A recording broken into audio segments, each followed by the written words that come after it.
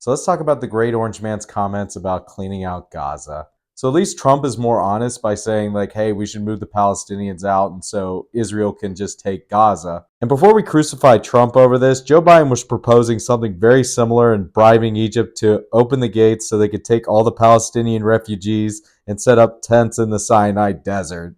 I'm obviously not in favor of this. And the X factor here is Donald Trump cares about his legacy. What he wants to get through is something known as the Abraham Accords, which would normalize relations between Israel and the other Arab states. And Saudi Arabia has been very clear in these negotiations saying that there has to be plans for a Palestinian state for us to normalize relations with Israel.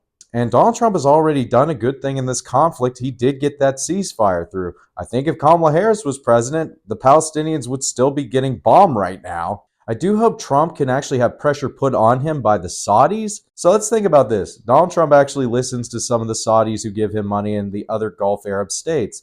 And that would pressure Trump to push for a Palestinian state in the Abraham Accords. And what I think this would have to look like is Israel has to have certain security guarantees from the United States when it comes to Iran and its proxies. And Saudi Arabia would come in and say, okay, we will rule over Gaza and we will take responsibility for rebuilding it, but we want it to be recognized as a Palestinian state.